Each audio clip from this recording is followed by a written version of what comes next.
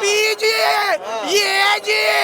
AG office ఉంటుంది ఆడేంటో ఖైరతాబాద్ కాడ. నిజంగా చెప్తున్నా, మూవీ మామూలుగా లేదు. లేడీస్ అంటారు ఉమెన్, పిచ్చెక్కించాడు తమను. ఇది గన్ను, నేను కాల్చుకుంటా. మ్యూజిక్ మామూలుగా లేదు, బీజిఎంలు మామూలుగా లేవు. పవర్ స్టార్ ఓజీ అంటే ఒరిజినల్ గ్యాంగ్స్టర్.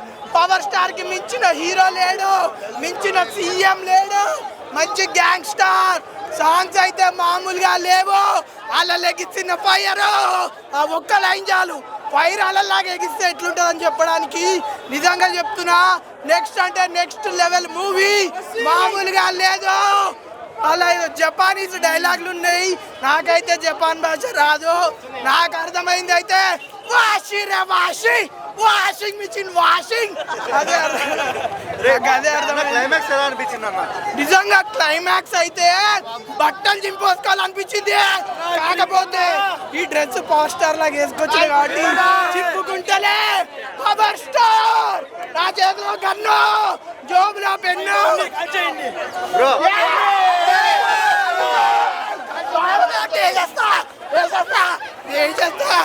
కొంతమంది ఫస్ట్ హాఫ్ స్లో ఉంది అంటున్నారు కదా, వాళ్ళకి ఏం చెప్తావు? వాళ్ళకి గన్ను బ్యాక్ డోర్ లో పెట్టుకోమని చెప్తా. సో చరిత్ర తిరగరాశారా కళ్యాణ్ గారు? నిజంగా చరిత్ర అంటే హిస్టరీ అంటే సోషల్ లో ఉంటది. సోషల్ ని తిరిగి రాశాడు.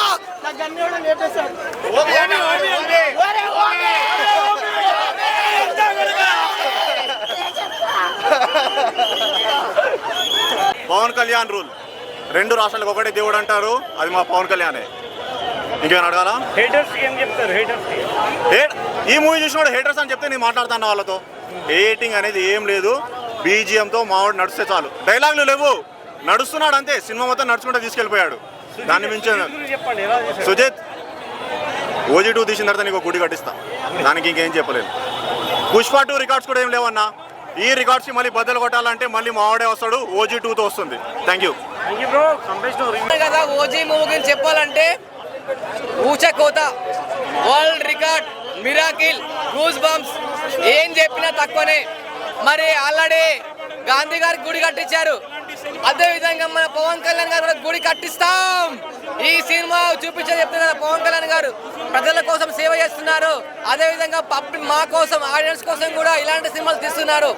ఈ సినిమాలో మాత్రం అయితే fights, elevations, looking, background music, songs అన్ని చాలా బాగున్నాయి.